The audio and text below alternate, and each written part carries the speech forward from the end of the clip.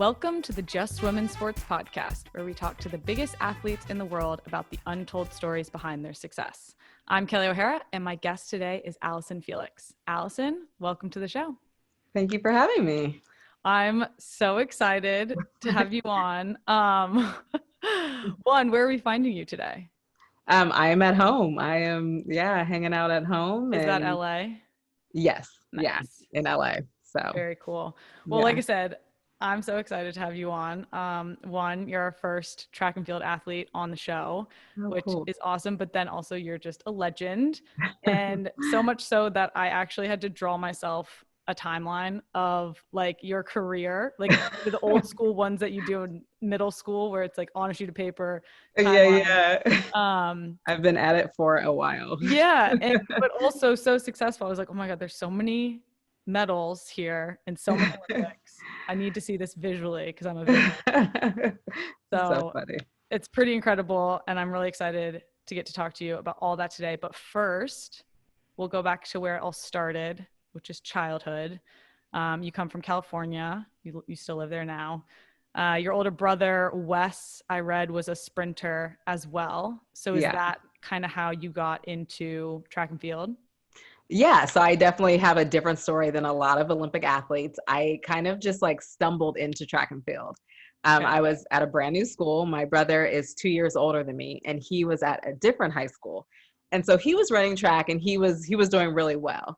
And for me, I really came out to the track team just because I needed to meet people. Like I needed friends. So my brother, my dad, like encouraged me to go out, and I did. And I just right away, like completely fell in love with the sport. And I also found like the most amazing group of friends. And so that was like my introduction to track. And then like, it just took off from there. It was kind of a whirlwind. So, okay, you didn't start track and field. You didn't start sprinting organized until you got into high school. Yeah, I was like super busy thinking like basketball was going to be my thing, but like also knowing like it really wasn't. So that was my first love. But yeah, it was ninth grade where I really like was introduced to like track and field, and this is how it works, and blocks, and like the whole deal. So that is so wild. I think that your progression, because we'll get into this, when you went to your first Olympics, but from the time that you started to the time that you went to your first Olympics is probably the fastest of any of the athletes. And we've actually, that's funny, a lot of the athletes have had like quick or very exponential growths in their sport. But I mean, starting in high school that's just mind blowing to me. Wow.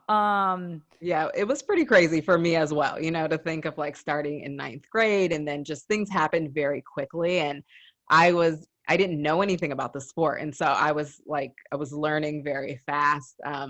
But I think, you know, track and field is interesting because you know, it's all about time. So you can always measure up your times against, you know, the most elite. And I think that really like helped as far as like how quickly I progressed. Did you, in your first season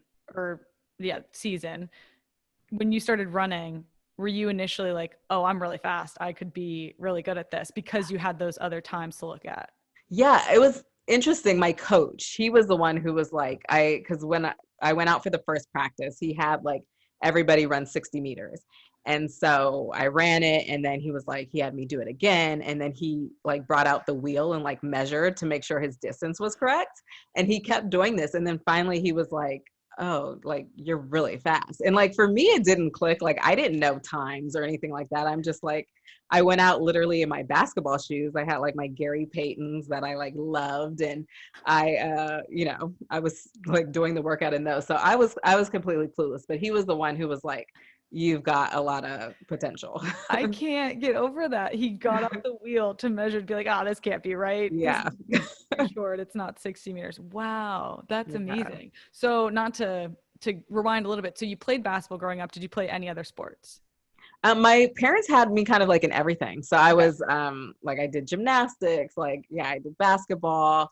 I just kind of grew up in my neighborhood. So like street races and, you know, playing in the backyard and kind of like doing everything, like rollerblading, just really being active and like being in my community. So, but yeah, everything, like I wasn't dialed into one thing like at a young age. Okay. So you get into track and field because you want some friends, Yep. and you end up winning gold medals. That's pretty great. So obviously your coach saw something very early on in you. What was the transition to, how quickly did you realize, oh, I could go to an Olympics for this? Like, I want to be the Allyson Felix that you are today. Yeah, I would say it was probably like my junior year where I was like, my eyes were kind of beginning to get open. You know, I was running, you know, great times, and you know, was moving forward. And because before, I don't even think I really understood that like you could be a runner and like that could be your job. And like I Right? didn't That's grow so up, interesting. yeah, like I didn't grow up knowing, like, you know, I knew the Olympics, but like just as a casual, like um we You're like fine. listened, just as casually like watching the Olympics together, you know. Yeah. It wasn't like we were hardcore like Olympic fans or anything like that. So yeah, I was just like open to this whole idea of like what could be at that time. That's incredible. So it was really because of your athleticism and the fact that you were so good at sprinting just naturally. That's kind of what opened your eyes into, oh, I might want to do this. Did you fall in love with sprinting early on, or was it because you were good, or did you actually, you're like, oh, I enjoy the process of this? I'm curious about that. Yeah, I fell in love with it. It was like Okay. right away, I was like, this is my thing. I think one of the things that really stuck out for me was, you know, there's nothing subjective about it. Like you line up and you literally figure out like who is the best on that day. And there was something, I've always been a competitive person. I come from a competitive family. And so that like did something for me. And yeah, so that, and then like obviously I knew that I was talented, but I knew that like it was going to take more than that. And I think it was like realizing that, you know, towards the latter years of high school, that it was like, okay, I need to like dedicate myself and kind of like bump this up if I'm going to take this to the next level. What did that bumping up look like for you? Because for the listeners, you said you started freshman year, you end up going to the 2004 Olympics, which we're getting ahead of ourselves, but you essentially, you know, as a junior, because 2004 would have been your freshman year of college, correct? Or like Hmm. end of senior Yeah. year. Yeah. So that's a small window to be like, oh Yeah. yeah, I'm gonna get, you know, I'm gonna crack down and really focus on the Olympics. So what did that look like? Yeah, so it was pretty much like, you know, I was playing basketball before I started to focus on track and field. I started to like lift in the gym, and just realizing like even small things, just like making sacrifices. Like I wasn't doing everything else that everybody else was doing, you know, I was just taking it more serious. And so I think those were kind of like some of the smaller sacrifices in the beginning. And I think they definitely laid the foundation, because once I went to college, I had to go to a whole different level. So that was kind of like just preparing me and getting me ready. I always go back to like the lessons that I learned in high school were just like, I don't know, they set me up for, you know, for life, because I constantly went back to them. Can you give me an example of like one lesson you remember from high school that you're like, oh, I'll this is stuck with you for life? Yeah, I think just work ethic, Yeah. like, you know, even just like the structure of your day, like, you know, being able to go to class and then go to training, and that intensity of training, like, you know, when you step out there, like being very focused, and just dealing with that. And then dealing with like defeat, like even on that level. And then taking that, you know, to the professional world. I just constantly like go back to those lessons that I learned like very early on. That's awesome. And so cool that like you learned those so early on in your career, because I feel like a lot of athletes maybe don't until later, and those lessons really do shape you and create you into the Yeah, athlete and the person that you become. And it's better to learn them earlier it rather than is. later. Um It is. yeah, it's I'm still blown away by this. You started freshman year. I'm going to keep going back to this. And then you actually signed with Adidas and forgoed, Yeah, you gave up your college eligibility. eligibility, signed Hmm. with Adidas when you were leaving high school, because you wanted to go pro and go for the Olympics in 2004. So can you explain the lead up to that decision? Because that's a pretty big decision. Yeah. Track and field, is a big part of NCAA, but you obviously had big dreams and aspirations. So I can't imagine being a high schooler and being like, okay, I'm going to make this decision. But how did that work out for you? Yeah, it was a huge decision. Yeah. I graduated in, 2003, and the Olympics were the next year. And so I think that was the biggest like determining factor of my decision. So my brother Wes, who I, talked about before, is 2 years older than me. He was competing at USC. So and that's where I was going. I had already signed, I was planning to go there. And so I had like inside eye of like how this all works. And I saw like he was like, it's about the NCAA system. It's about scoring points. Yeah. And so I saw like all that he had to do. And I was like, that's a lot. If I really want to be able to like focus on making the team, like I think I really need to like just do this and have that be my sole focus. And so it was a decision like, I felt like I had to have the support of my family to be able to make. And so we talked through everything and, the pros and cons. And I come from both of my parents are educators. And so they were like, well, if you do this, like you're still going to school. Like I was about to say, oh man, that is some pressure there. Mom and dad not happy. That was not even an option. So we made the decision to go pro, but I was a regular student at USC as well. Yeah. I saw that when you signed with Adidas, they paid for in the contract, they agreed to pay for your college education, which is incredible and such a cool thing. Yeah. Yeah. So I was, I don't think like at the time I didn't realize like how hard that was going to be. I was like, oh, this is going to be like high school. You go to class, you go to practice, like it's all good. But then I realized like, oh my gosh, my races are overseas. Like I'm a regular student. I don't get any like extra support. Yeah. My professors don't understand like what's going on. Like, why are you trying to take your final on the road? And like, so it was a lot, but that's ultimately like why I decided to do that. And was part of that decision, so you said it was because you saw your brother having to go through the NCAA system and the college system in terms of how track and field, the landscape of track and field in that. And did you have a specific coach that you wanted to work with? Like you wanted to do it on your terms or you wanted to compete at a higher level? Like what were the things more so like the workload. Like I saw like, my best event was the 200 meters and that's what I needed to focus on to make the Olympic team. And so I saw like my brother doing everything, the 100, the 200, the 4x1, the 4x4, like at every single race. And then, at NCAAs, it was all about like points, which obviously I understand and I get. And I think, the NCAA is an amazing system in preparation. But also being that it was that Olympic year and we had Olympic trials, I felt like I needed to save my body and like prepared like for that specific race. For that, so I think, that makes sense. Yeah, that was like the biggest thing that kept me from because you can go through college and also, go to the Olympics, but I just felt like my best shot would be to just prepare for that. That's so interesting. I never thought about it in that way because you track and field is in sprinting. I mean, most of the running, all of them are the taper phase and the loading and that sort of thing. And if you're having to do all these other ones and not be able to focus on that specific event, that makes perfect sense as to why you would do that. And obviously paid off for you because you qualified for the 2004 Olympics. Yeah. And you were 18 at the time. Yeah. 18. Yeah. Which is crazy. At what point you're in Olympic qualifying and you end up qualifying? What goes through your mind as like, oh, I just started running 4 years ago and now I'm going to go to an Olympics?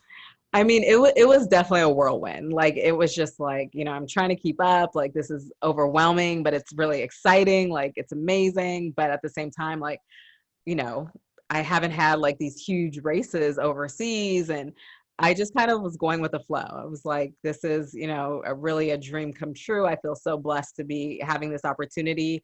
My family was like, supporting me through it all. They were like right there encouraging me. And I think that was like the biggest thing, like just having like, you have to have like the perfect circle of people to do this or it doesn't happen. So I was like grateful that like they were kind of leading and guiding me like through everything. Yeah, because people probably don't realize as a professional sprinter, you're going, like you said, you're traveling overseas. You're 18, you're going all around the world to run these races to then be able to qualify and put yourself in a position to make the Olympics. So the team around you is so important. Yeah. People that you surround yourself with, because it's an individual sport, you've got to, whereas with soccer, we have our team, you have your like family, but for you guys. Which it was crazy because exactly like you said, like, you guys have this whole system and kind of it's put together, and track and field is just not that way, like you're going to a race and you've got to kind of create your own team. And, I was 18 and I was competing against, women who were much older than me. And I was figuring out like, traveling alone and just like how it all like worked. So is the way it worked, would you end up traveling alone a lot of times, like just show up? Because I know with surfing that happens too, like you go all around the world to these competitions and sometimes you might have one or two friends that you travel with, but did you like a coach come with you, or was it just, oh no, Allyson, go get on the plane, good luck on the race, we'll see you when you get back? There were a few races that I was out there, on my own. We were figuring it out, it was all new to us. But then my coach pretty much came with me to all my races. And so that's kind of how it worked. I was with my coach and kind of did our thing. And then, once you make the teams, then of course there's a much more of a system in place, you have all those pieces, put together for you. But before then it's, and being just like a rookie and trying to figure it all out, it was definitely, we went through some bumps, along the road for sure. I'm sure. And when you say once you make those teams, you mean Team USA, and that happens once you qualify for an Olympics. Yeah, exactly. Okay. So I think my first year, I think I like did the Pan Am team, and so I got like a little introduction with that. And then, but having like the physio and meals and like that whole thing, like it was much easier on the team. Yeah, I can't imagine doing that. Like I said, with soccer, it's built in. We they put us on a plane, they book our flight, and then we show up and everything's there. Whereas you go somewhere and you have to figure it out all on your own as an 18-year-old, which is crazy. But so going into 2004 Olympics in Athens, you're 18, you started 4 years ago. What were your expectations? Were you like, oh, I guess this is me just thinking about it. You have the ability to know where you stack up against people. So were you like, oh, I want to go in here and win gold, or this is my first Olympics, I'm just happy to be here and I'm going to run as fast as I can? Yeah, I definitely wanted to win. Like like I said, I'm like a super competitive person, and I go into every race like wanting to win. And I think at that age too, like I didn't even know what I was like up against. Like you're just like out there, and it's like, yeah, why wouldn't I like try to win? And so there was a little bit of just being new and like not really understanding how everything works. So that was definitely my goal. Do you think that, do you get nervous before races? Yes. Yeah. I always, even to this day. Yeah. It's just a part of like, to me, if I didn't, it would be weird.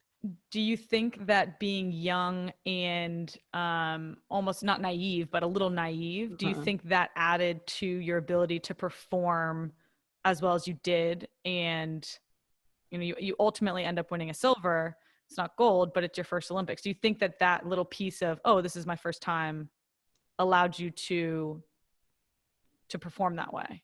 Yeah, I think it had a lot to do also with like just like not going to college. Like I was racing professional. So I always was like going up, like I was always racing people who were older than me. And I never really like saw that as like something that would get in my way. So I think I was just at that point really like used to it. And I always, like I said, I always went into races like feeling like, you race to win. And so, and then when I did end up getting the silver medal, I was like so disappointed and really in tears. And and then I remember like my mom coming and meeting me afterwards. I was so new that I didn't even know that like everyone, like the top three, like should take a victory lap. Like I was like, I didn't take a victory lap because like I didn't know. And my mom was like so disappointed. She was like, no, you were supposed to like do the victory lap. And but talking to her, she like quickly helped me put everything into perspective. And it's like, you're 18 years old, you know, this is an amazing blessing. And so that helped me. And I think that first Olympics just really like lit the fire for me, and it gave me a taste of, you know, of what it would take, you know, to be able to continue on and to be successful. Yeah, for sure. I mean, it's interesting hearing, the reason I asked is like, oh, being a little naive, did you maybe the mental or the nerves go away because it was your first time, that sort of thing. But with track and field, there isn't this element of correct me if I'm wrong. There could be, you know, like we're the better team, but we lost because we didn't perform that way. Whereas like with sprinting, it's like you're the fastest, and unless you for some reason have an off day, the chances are you're going to end up where you should end up in terms of how you've been running ahead of time. Is that the case? Like, do you think that is there an element of track and field, I'm sure there is, where you show up, you have a bad day, it's just not, you know, I mean, the margin is so thin that everyone's at the top, and it's like you're just fighting. I don't know. It just is crazy to me that you have like this finite time to compete and then it's over. Whereas like it's soccer, it's a 90-minute game, a lot can happen, that sort of thing. It's really interesting because there's a lot of factors that can like determine how your race ends up.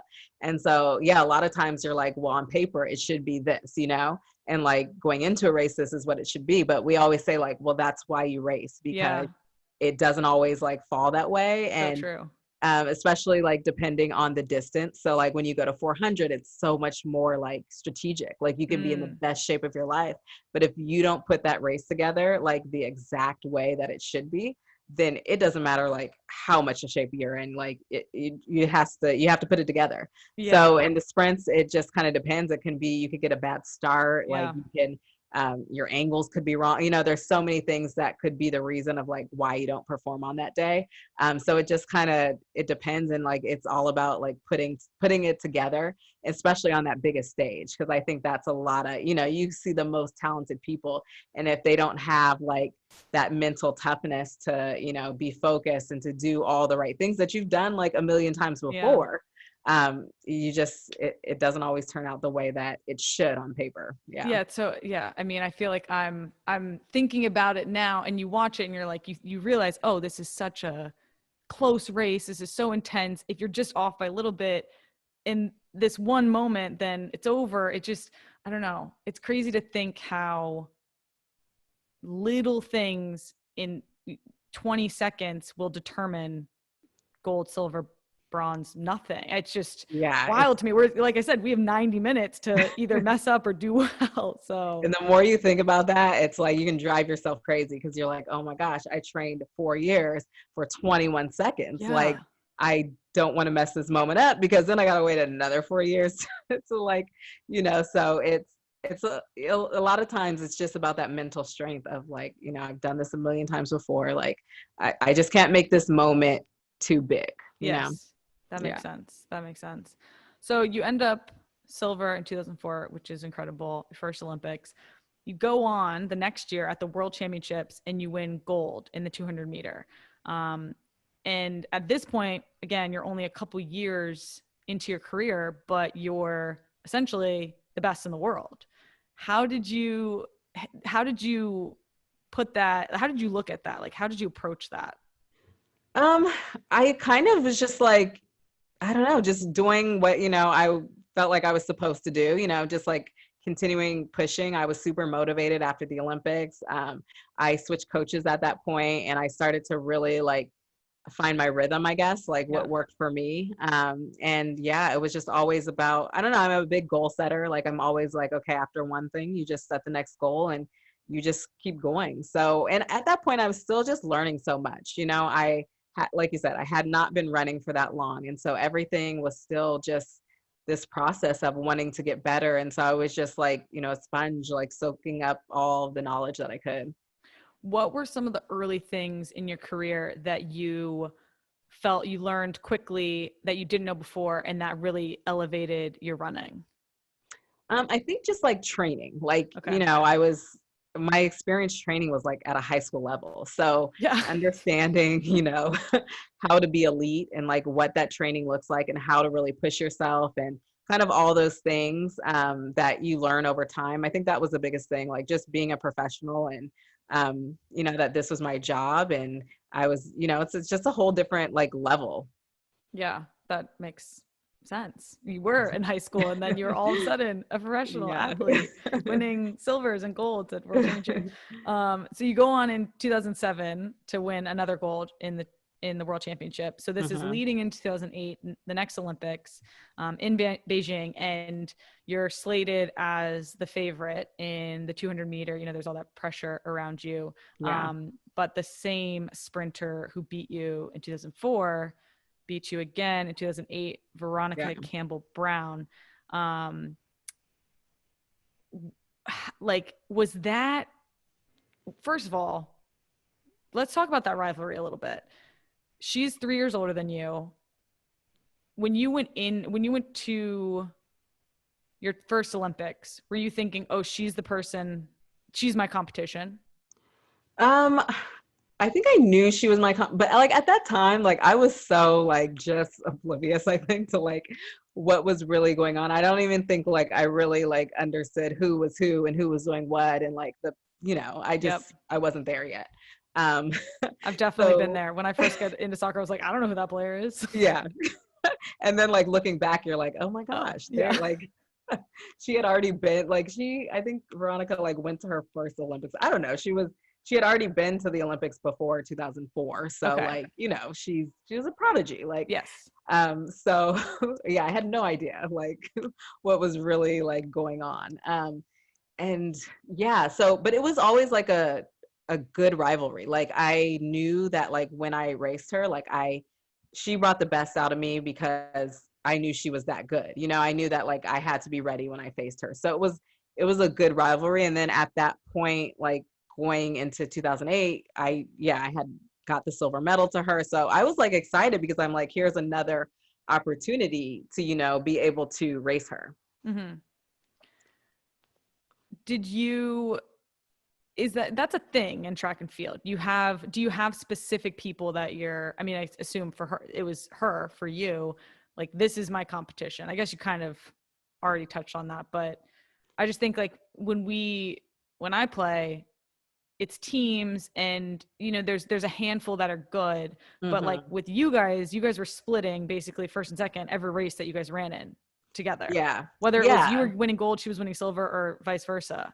So Yeah, you always know who's been doing well and kind of if someone has been, dominating or if it's always like the mix between like the top three or something. So you kind of know like who is the favorite or expected to win or who your competition is going to be for the most part. But then track and field is crazy because then there's always like this one person that you like have never heard of who like comes up and so the but for the sleeper just most shows part, up to the race and they're like, who are yeah. you? Where'd you come from? Exactly. But for the most part, you have a good idea of who your competition is. When you're training, are you thinking about your competition, or are you just thinking, how do I get faster?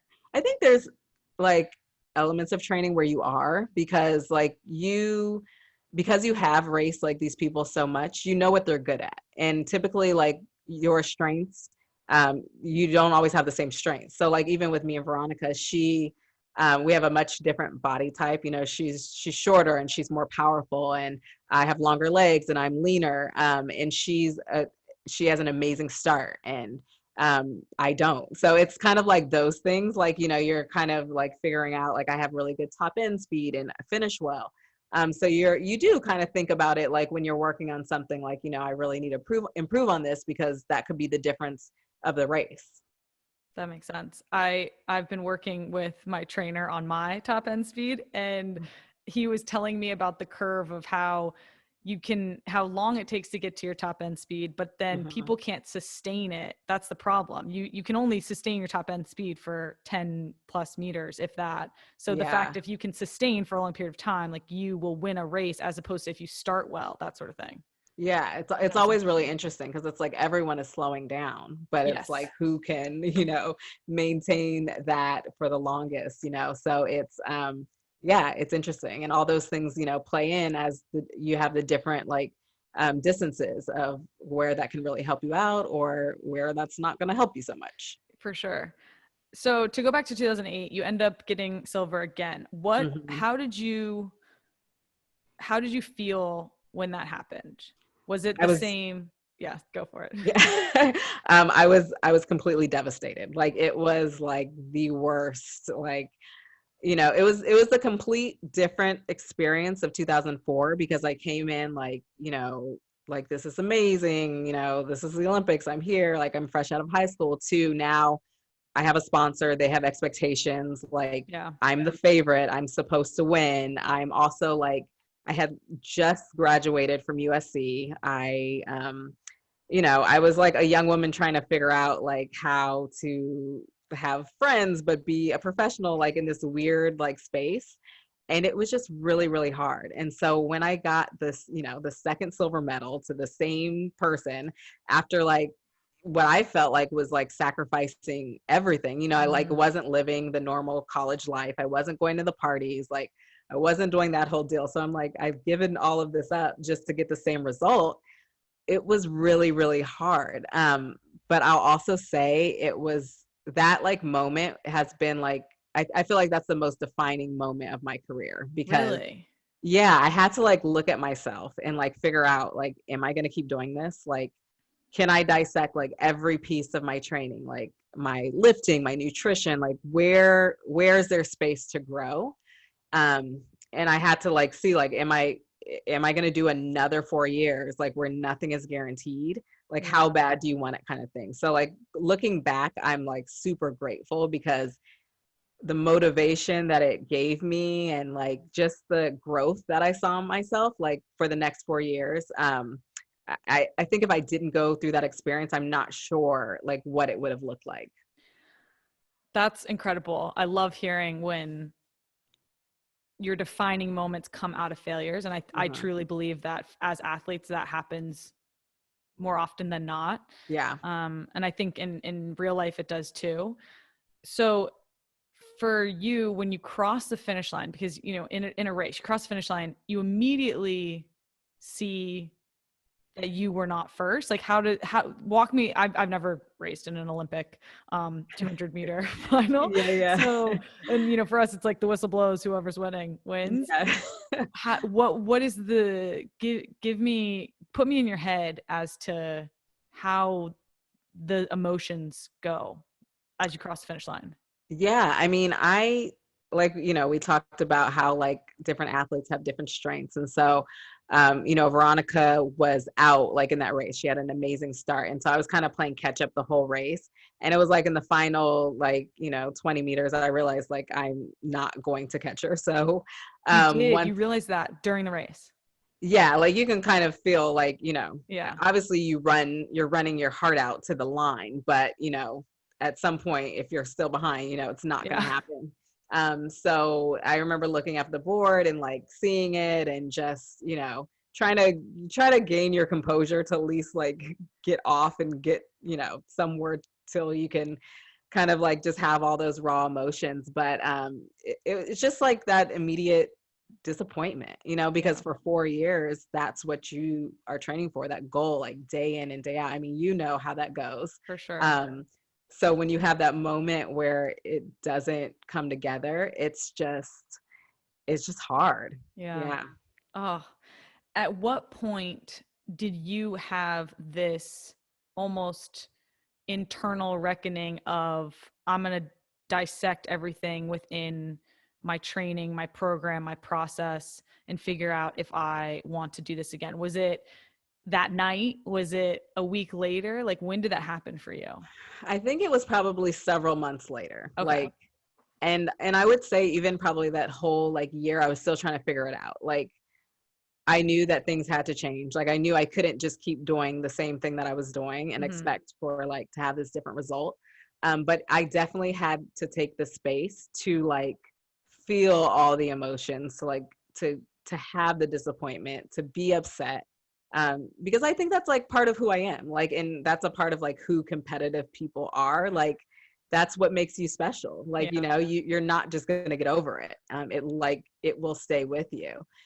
So I think it definitely took a process. And then, you know, I sat down with my coach and just kind of like looked at all the things. And I was like, okay, I think I need to make a change here. I think I need to do something here different. And we, you know, it was a team effort to kind of like change things around.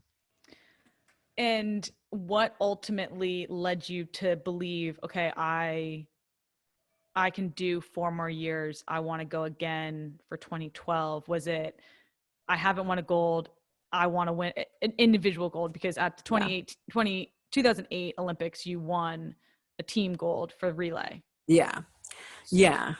So was it, what was the defining factor that said, all right, I can do another 4 years? I would say it was probably like my team really like believing in me, like my coach, my family, like, because, you know, like when you're in the middle of something, it's like you can't see it, like, you know, Yep. you can't see that vision that like other people can see for you.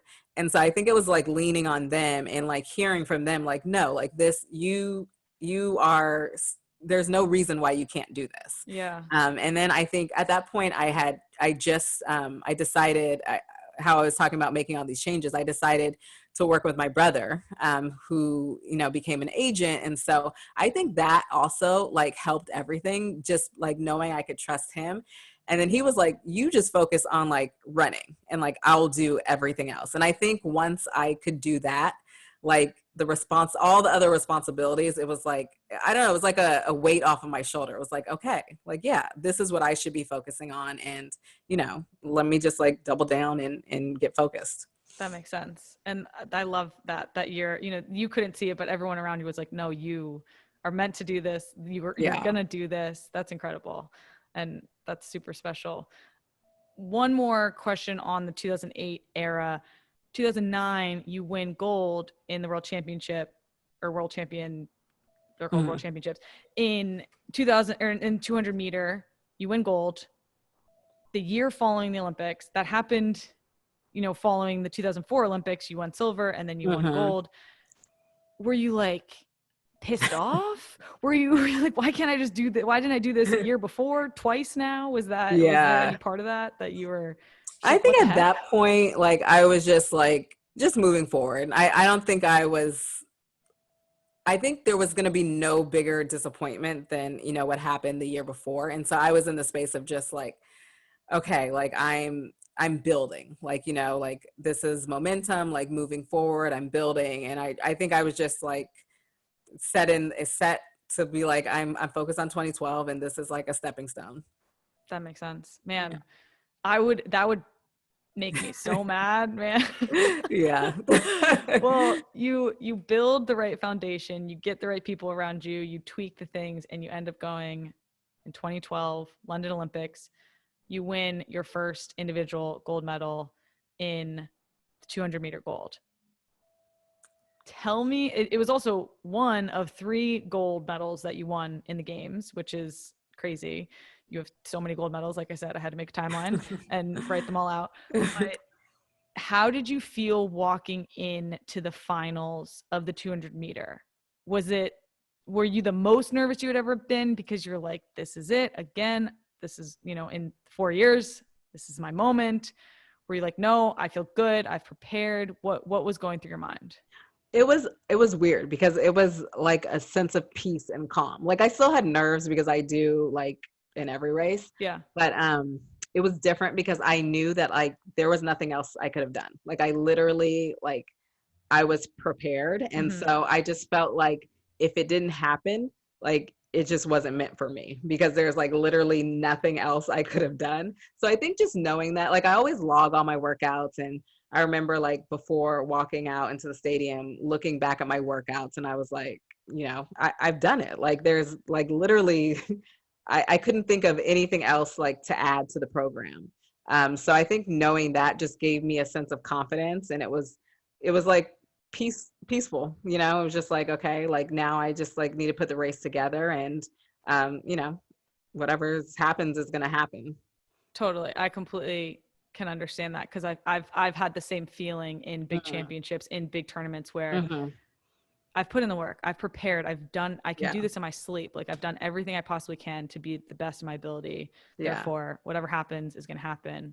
And it's such a great feeling, isn't Right? it? I was Like, going to say, isn't that so yeah, cool? it is, because it's like, that's what it's about. And I think Yeah. that's like in so many different situations, that, not just sports, but it's like preparation is your confidence. Like, that's the hard, that is literally the hardest part. Like, it's not coming out and, you know, running the race or playing the game, because it's like, the struggle was in the preparation. So, yeah. Absolutely. That is spot on. That's athletics right there. Yeah. Winning, at least in athletics. Yeah. So you go in, you feel peaceful. Walk me through the race. You take off, give me a run. Like, can you still play that race through your mind? Yeah, it was, I had a decent start for me, which, like, if I'm like still in the race at the start, that's great. And I remember just like coming off the curve in a really good position and just continuing to push. And the last 50 meters, I remember just like digging in again and, giving it my all. And I remember crossing the line and feeling like I had won, but like let me make sure, and looking up on the board, and then it was just like a feeling of relief, like, Really finally, like, this came together. And it was interesting because, like, it didn't feel like what I had imagined. interesting. What do you Yeah. mean by that? So I think because, like, at this point, this is my third Olympics. I've been trying to do this like for several years now. And so I think I just thought that it would be like, and don't get me wrong, it was an incredible feeling and it was amazing, but I think I had built it up so much that, like, it didn't feel as devastating as the losses were. The win didn't feel that amazing, you know? Could not Um, agree with you more. I'm like, that's interesting. And I don't think I understood what that was until probably a couple years afterwards. And I was just like, had to really like sit with it and like trying to, kind of dissect it. And I think what it was in my case was that it was the journey, like it was the process. And like, I think a little bit was lost on me, like that I didn't understand like that growth and, that testing of character and integrity and sticking with it. And like, that's where it was like, that was I wish I could have really learned that in the moment and in those years. But to me, that's what was really special about it. And yeah, it's great that I achieved my goal and it finally came together. But to me, the unforgettable moments were like building throughout that. Yeah, the triumphs came before, Yeah, and the winning was just like icing on the cake. exactly. Oh man. Well, Yeah. you competed in 4 events at that Olympics: the 100-meter, the 200-meter, the 4x100, and the 4x400. You won gold in 3 of those events, which is insane. You won gold in the 4x400. In the 4x100, you guys set the world record, which still stands today. And then you won gold in the individual 200-meter. Do you feel like, and you kind of already touched on this, you just feel like you were the most prepared you possibly could be, and that meant success in the end? Yeah. I think that it was in the preparation, and I think it was in the experiences as well. Like I think that going through everything I had, like in the previous years, I was ready. Like I was ready for those moments. And I don't know what I have been if I didn't have a bumpy road along the way. Yeah, that's why I was so excited about this today, because it wasn't, success at first try. You had 2 Yeah. Olympics before, and your third one, you finally win the elusive gold that you had been striving for, or striving towards, in the 200-meter, which was, your main event, which is just incredible. So what a way, like 2012, man, great year. It Great year. was. Yeah, it was special.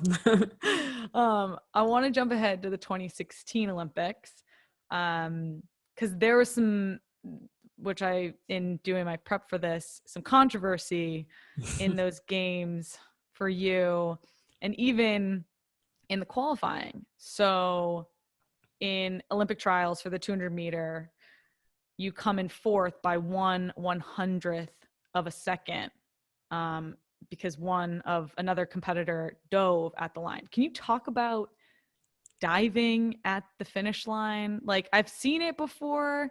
When I was going back watching some of your races, I obviously saw it in this instance, but are people known as divers? Is it like just is it a last resort it's obviously a last resort tactic that some people use, but how is it viewed in track and field? I think typically like what happens is that when you're running, like your legs can kind of like give out. And so it's not necessarily like you're intentionally diving. I think that, you know, you either miss a step or something happens and like you're in that position. I think also on the other side of that, I think you can dive, you know, like, and it's interesting because it's like within the rules, like it's legal. I would never, to me, like, it's not the strategy. Like, I don't know, maybe some people feel like it is. To me, like, I'm a runner, so I'm going to like run through the line.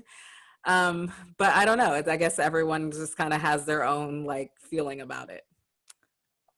Yeah, I find it so fascinating because, so for the listeners, you end up not, so the way Olympic trials, which you can, if I explain this wrong, the way the Olympic trials work is top 3 in each event go represent Team USA in that event at the Olympics. So you end up coming fourth in 200 meter, and you won gold at the World Championships in the 400 meter in, I think it was 2015. So you also qualified for the 400 meter for the Olympics.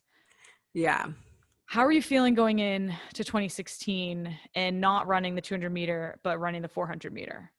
Yeah, so it was just a different experience. So I basically, what had happened is, you know, this was going to be my 4th Olympic Games. And, you know, in the previous games, I had only done the sprints. And so I was just ready to challenge myself in a different way.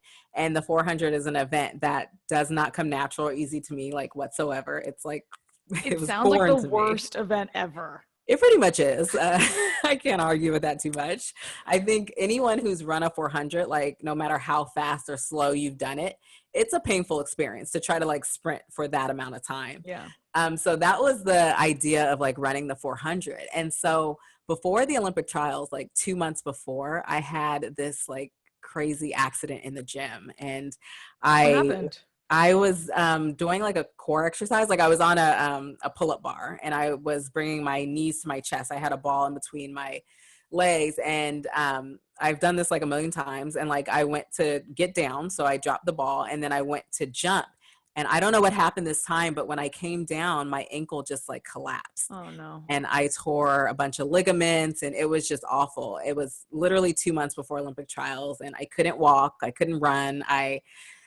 So 2 months before Olympic trials? Yeah, it was insane. My God. So at that moment, I thought like everything was over. You know, I wanted to do this 200, 400 double, like something that's really rare, and this whole thing. And training was going great. Like everything was like lining up. And then I have this accident. And so the next 2 months, like I'm just rehabbing. Like I'm literally in the pool, on the bike. Like I couldn't run for like a whole month. So I went to Olympic trials and I didn't have any professional races. Like I usually have like 5 or 6, you know, and so I literally just went out there and I was running with, you know, just on the conditioning that I had done. And so the 200 was always going to be really difficult for me because I couldn't really sprint. And it was just tough. And so when I didn't make the team in that, you know, I was really, you know, upset and sad, but at the same time, I was so grateful because I ended up winning the 400 and making the team. And I was just like, well, you know, I have to go with that now. And, you know, I guess that's where I'm supposed to be. And I'm just like grateful because I didn't think I was going to be on the team at all. So I just kind of had to shift my focus pretty much. That's crazy because you getting on the team is determined in, like we talked about earlier, 20 seconds, a minute, how, you know, in one and they race. Don't care if you're hurt. Like, it doesn't matter. Like, it's just like, you know, it's whoever is top 3 on that day. It doesn't matter, you know, if you're the reigning gold medal, like, it doesn't matter. Like, you just have to make it on that day. So, yeah. Wow. I didn't think about that. That is Crazy. Okay, so you're pumped that you're going to the Olympics. You Yeah. qualify in 400 meter after spraining your ankle 2 months before, Yeah. which is, I have ankle problems a lot, so feel you on that. Yeah, you know the deal. Exactly, no big deal. So you go 2016 and you get to the finals, 400 meter. You end up coming in second on a last minute dive again. Yeah. What went through your mind then? At the time, I don't even think I really understood like what happened, you know, because I was in the race. And so it wasn't until later that I like saw replays and I saw it all. And, you know, it was just a hard year because I was dealing with the injury and it's like, okay, I'm not 100% like I want to be. And it was just a lot going on. And so it felt like, man, just here's another blow. Like, like how much can I take? But you know, it's, you know, I've had the experience of like being disappointed on a really big stage before. Yeah. And I think the thing that like carried me through was like, okay, I'm not done. I have more, you know, I've got to get ready for the relays and I just got to keep pushing. But I was definitely like, it was hard to like keep, at that point, I just felt like beaten down. Like what else can go wrong? Oh man. You have a great approach and attitude even in those moments. I feel like the fact that you're just like, it's not my year. I've lost to like that would happen twice in 1 year is just so. It was a lot. Like it was a lot. So following 2016, how were you thinking? Where was your head at? Did you have kind of the same moment as you did in 2008? Obviously, it wasn't the same sort of scenario, but was it after each Olympics, do you have this moment of, am I going to do this again? Like restructuring, figuring things out? Yeah. I mean, I think I didn't have the same moment because I just, at that point, I knew how to like deal with defeat better. Okay. And I understood like how to learn and like, you know, how to keep pushing forward. So that wasn't an issue. I think I was more so just thinking about like, at this point, like, do I still want to do this? Like, is this still fun for me? Is there still more left? And I think the biggest thing was like, I didn't want to end on that note, like that crazy of a year, the injury, like all of that. Like, I still felt like I had more left to give. And, you know, I'm a competitor and I was, you know, still enjoying myself. And so it was a pretty easy, like, I'm continuing on. Yeah, that makes sense. Yeah, I can, you're definitely competitive. So post 2016, you continue running, you end up, we're going to move into pregnancy and the whole maternity situation, Nike deal, because I'm very interested to talk to you about this because what you have been able to do and be an advocate for is so important. And, you know, just what you've done and moved the sport forward. So, but let's talk about pregnancy first. In 2018, you got pregnant, and you ended up having a very difficult pregnancy, which you've talked about before, which led to a C-section. I think it was in week 32. Yeah. Can you talk about that a little bit in that, you know, you ended up having to deliver super early and all the complications that happened during and then after? Yeah. So you know, because I knew that I, you know, was still competing and 2019 was, you know, was going to be a world championship year. So I had all that like on my radar. So I knew I wanted to train through my pregnancy and actually had a really great pregnancy before then. Like I was training, everything was good. I felt good. I literally went into the doctor for like a routine visit at 32 weeks. And then that's when, you know, things kind of went south and they were concerned with some of the tests and went in for monitoring and things really got scary. And, you know, there was all sorts of complications and I was diagnosed with a severe case of preeclampsia. And then that's when, you know, they had to make the emergency decision to do the C-section. And so I think I just wasn't prepared. Like I knew statistics about Black women giving birth and having, you know, far greater complications. Yes. But I think because you know, being a professional athlete and like understanding health and like exercise and all of that, I just never saw myself in that position. And so I think I don't know, my mind wasn't prepared for everything that, you know, I went through. After I did give birth, at 32 weeks, my daughter, then she was in the NICU for about a month. And so right away, everything shifted because like in my head, we all make these plans. I was like, in 4 weeks, I'll get back to running. Like, it'll be great. Like I've seen people do it before. Oh Like, my gosh. yeah, not my experience. I was literally in the hospital 24/7 with my daughter and, Yeah. just emotionally and physically drained. I was dealing with, trying to come back, like, trying to like sort through how am I at the hospital, all day and night, but how am I still like trying to figure out like how do I get back on the track? And so it was just something that I didn't, expect. And it was just a really difficult time for myself and, my family and yeah, somewhere I didn't, see it coming.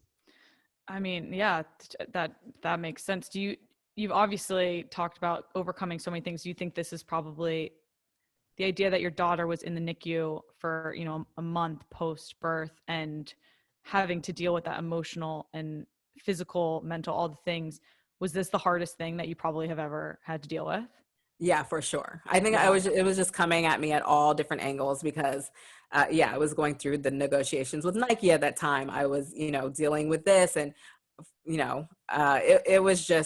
it was more than I felt like I could handle at the time. I can't imagine. And just to touch on like the physical piece of the recovery, you said that, oh, I'm going to give birth and then 4 weeks later I'll be back training, which Yeah. I think us athletes, we all think that's the case. And then Yeah. obviously, like you said, you had complications, which you weren't expecting to.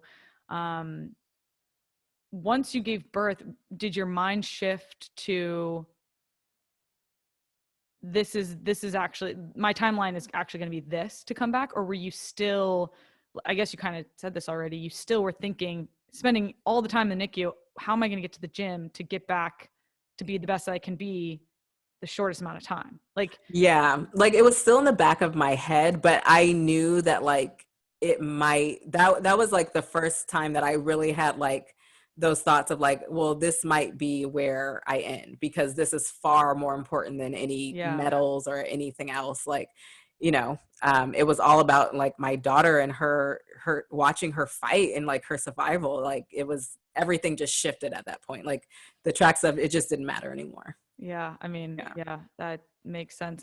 Was the best day ever when you got to bring her home and she was Yeah. at the NICU? Oh man. It was incredible. It was like we were going through like thinking we were coming home and then having a setback. And it was during the holidays. And so we spent Christmas in there and we were thinking we were going to get to go home. And so it was just like a tough time. And so when it finally, like, when you finally when we got to bring her home, it was an incredible feeling. I'm sure. Yeah.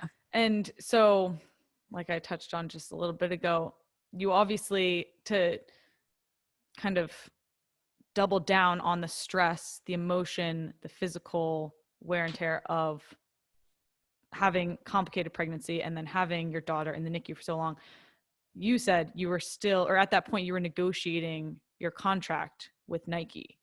And I mean, there's so many elements to this that I want to ask questions on. One of them is that you've said that when you were negotiating with them, they wanted to offer you 70% pay reduction. And is that, were they saying, oh, it's like, is that because you were pregnant? Like, to me, that's just wild that they would even offer that. Yeah, so it was even before I was pregnant. And that's what really terrified me was that, here we are beginning this conversation before I disclosed my pregnancy. And it really led to me like going through my pregnancy in like silence. And, I was literally training at like 4 o'clock in the morning so that nobody would see me because at the time, I still didn't have an offer like on paper. I felt like it was going to disappear. It was just a lot that was like happening. And so once I finally let them know, like negotiations just weren't going well. And what it actually came down to was like, the money was what the money was going to be. I wasn't happy, but it is what it is. And that was fine.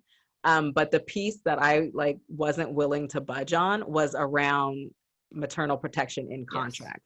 Like that's what I was asking for, and not just asking, like it wasn't enough for them just to put it in for me. Like this needed to happen for everyone. Yeah. And that's because like I watched like friends of mine, like, have children and, either their contract be paused or they were reduced because they couldn't get back up to that level like quick enough. And so that was like the sticking point where, if that didn't happen, then I wasn't willing to move forward. And it didn't, they weren't willing to do that. So to me, that was, there wasn't anything else to talk about at that point. Yeah, that makes sense. At what point in your career did you realize this is something that I'm going to have to fight for? I wish that I would have even like understood earlier, because I watched it happen. Yeah. But I think because it didn't affect me, like I didn't like understand how big that was and how wrong it was, to see like what, and even to go back and talk to friends who have gone through it and, were there and went through a difficult time. It didn't affect me. And so I didn't get it. And then when I was going through it, that's when it really became clear that like, this is a huge problem, that's still happening to this day. It's unacceptable. Yeah, it's interesting because we obviously with national team, we have our own equal pay lawsuit, and we do have maternity protections, but probably nowhere near what it should be. And it is interesting hearing you say like you knew about it, but it wasn't something that you thought about because it hadn't affected you yet. And to then be going through that and realize like how important this is, because a lot of women athletes, they kind of some people refer to it as like getting pregnant as the kiss of death. And like you said, you stayed silent on that. You didn't tell anybody because you were worried about how that would affect you financially, business-wise, those sorts of things. And it's so crazy. So you eventually, you end up coming out and having this New York Times piece where you speak up and you speak out about what was happening and the fact that this is important. This has to change. Did you ever think that you'd do that? No, because I'm like not that person. Okay. Just for the longest, like being in track and field, like I just always felt like, I need to like stick to, I'm supposed to win medals. Like this is what I'm doing. Like nobody cares about anything else. And I'll say like definitely, other colleagues of mine spoke out. And also, what you guys were doing, on the national team and, speaking out on the issues of pay and all of that, there's just power in that collective. Like absolutely. There is power in knowing that other people are going through something, that you're not alone, even if it's something different. It's just like when you see people speak out, it gives you that little push that you need. And so I think it was all of those things. And then it was also having my daughter, and thinking like, I don't want her to go through the same struggle. Like it's standing up for myself, for other women, and for her, that's what it was really about. Absolutely. And I find it interesting that you said like, you had other teammates speak out, and then, cause that do you feel like that allowed you to say like, you know what, I'm going to add my voice to the story because it's important. And like you said, there's power in the collective. I think that's something I fully believe. And the fact that you were able to do that is awesome, that you did realize like, this is important. I want to share my story. Yeah. Cause at the time I was going to kind of almost share like anonymously and just like add to what they were talking about. And I just felt like there was power in my story because what they had gone through, they were former Nike athletes, okay. And I was currently going through this struggle. Yeah, and I thought that like, there's something to that, like that this is still happening to this day. At that time, my daughter, was so young. She had just, we had just brought her home. And so it was just, I think it was just all of those things. Were you stressed? Beyond. There was just, because, you don't know what's going to happen. At that point, like I deeply believed that I needed to speak out and share, but it's not like I had another sponsor waiting on the table. There was nothing else. So it was just like, okay, I'm going to do this. And I'm just like, I might not get another sponsor. I don't know what's going to happen. I don't know the consequences that are going to come, from speaking out from, this this enormous company Yeah. that has all this power. And so I just, I just had to go with what I believed in at the end of the day. I commend you so much. I mean, the fact that you were able to do that. And like you said, a Nike, it's this huge global brand, and you're still running, and to be able to do that as a current athlete, speak up and not know what's going to happen after you tell your story. I mean, you deserve all the praise, because that's incredible. And I have so much respect for the fact that you did that. And it ultimately, you ultimately led Nike to change their maternity leave standards, guarantees. But you ended up not signing with them again. You ended up going with Athleta. And I watched one of your interviews about this time period, and you speaking out on this, and you said the people who are negotiating these contracts are all men, the ones that are in the room, and they don't understand the importance of maternity leave and guarantees and that sort of thing, especially as an athlete. Yeah. And so you ended up going with Athleta, which is, correct me if I'm wrong, a female apparel brand.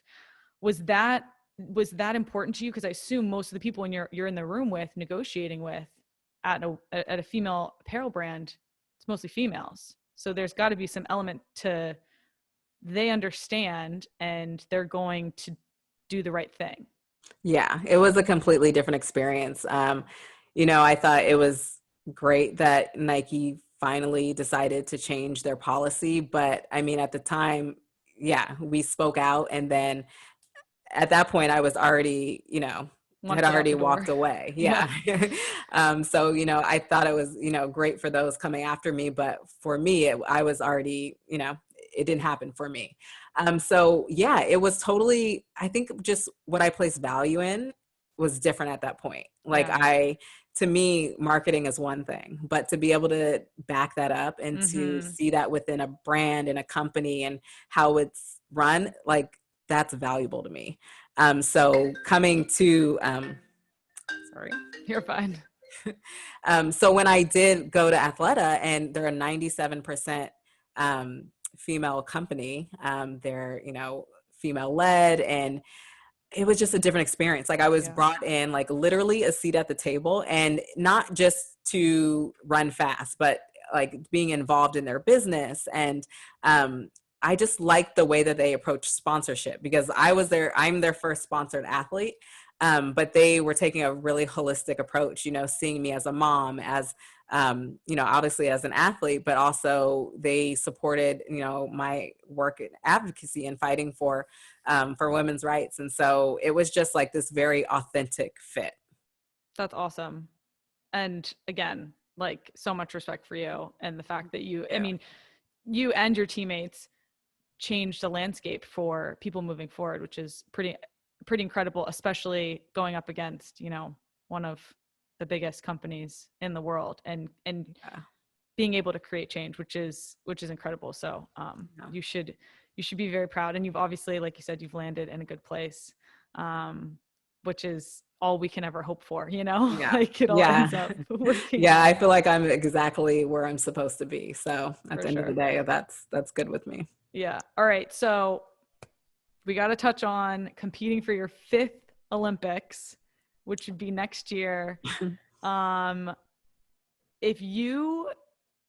told you when you're 18, or if you told yourself, or someone told you when you're 18, you'd be where you are today, going potentially for your 5th Olympics, what do you think you'd say? I would probably say like, you're crazy. Like there's no way. I never could have seen like any of this coming, especially in a career that like I wasn't 5 years old and was like, I want to be an Olympic champion. Like that was never my dream. So it's been an incredible experience though. Like I've learned so much, I've grown so much. And I do feel like I'm where I'm supposed to be. And it's so much bigger than like just running fast now. There's so many things I'm passionate about. And I don't know, I've just learned so much. And so kind of this approach to the 5th Games is like completely different, being a mom, and just, I guess my motivation factor behind it, I'm still that competitive person, but I think the reason behind it is different. You know, I want to show my daughter about overcoming adversity and working hard, and I can't wait to tell her about like this journey that we've been on together. And yeah, it would be really special for it to, you know, really to end in Tokyo. That's so special. And I was going to ask how your motivation had changed from then till now. Oh, And you yeah. just touched on that. But I love that. It's so true. You know, as you grow and evolve and things happen in your life, like having a daughter, you know, your perspective and motivations change, which is really cool. All right. So Heineken is sponsoring or is presenting season 2, and they do this thing 1 in a billion where, you know, it's essentially you're 1 in a billion. So we want to ask each guest who their 1 in a billion is. So for you, who would you say is the person that is 1 in a billion that is created or, you know, made your career, or your career wouldn't be the same without them? Who would be your 1 in a billion? Oh gosh, that's hard to like. I know that's like calling it, like shouting out to one person, and that's putting people on the spot for sure. I know. I mean, I feel like I could, yeah. You probably have like a laundry list. Like, I know. Okay. So I guess if I would say one person that's impacted your career, like in the most. Yeah, I would say my coach. Yeah, my coach, Bobby Kersey. I know he's been like, you know, on the path with me. And I think I don't know. When I think about like great coaches, they like, obviously they turn, you know, athletes, the performance, like, you know, that's the thing. And that's great. But like those that also care about you as a person and make you a better person, like that's something really special. And he's done that for me in my life. And his wife, Jackie Joyner Kersey, has been a mentor, and it's just them together. Like they're just a special team, and they've definitely impacted my career and in my life, like just in a huge, significant way. That's awesome. I love that. Great answer. All right. And then we do repeat questions at the end. So the first one is, they say, work hard, get lucky. How much of your success is predicated on luck? I would say very little. Ooh, love it. Okay. Yeah. Tell me more. Yeah, I think it's really about choices. I think it's a combination of, you know, being gifted and, you know, sacrificing and putting it all together. But I wouldn't say that it's luck. It's like very, you know, you have to do the work, and you have to make the choices to put yourself in the position to get there. All right, you have to give me a number, percentage. So what percent luck, what percent hard work? Gosh, I mean, I would say maybe like 20%. Yeah. Luck? Yeah. 80% hard work. All right. I actually expect you to be like 97% hard work, 3% luck. I mean, I'm saying like luck. I'm saying that's like talent, I guess I would say. Got you know, it. like Natural born talent. Yeah. You know, I think that there's definitely like that's in there for sure. Okay. All right. That makes sense. All right. Last question. You've accomplished so much already, as we've gone over in this conversation, and, you know, in me having to draw out my timeline of all of your medals. Where do you want to go next, and how do you keep pushing? I want to do more for women, you know, like I really want to continue to stand up and fight for, you know, all different things. And I think you know, this platform's been amazing, and I think I just keep pushing forward. Obviously I want to be successful at the Olympics, but also just to show that like you can like overcome adversity, you can be a mom, like you can continue on. I think a lot of times you think like your best years are behind you when you start a new chapter of life, but I think that you're still just as capable. So that's kind of what I feel is next. Incredible. That's a great way to end this. Allyson, this has been amazing. Thank you for coming on. Your story and your timeline is legendary, and what you've done within the space of sports for women is incredible. So thank you again, and I'm excited to watch you next year. Oh, thank you. It was so nice chatting with you, and I appreciate you having me. Yeah, of course. Yeah.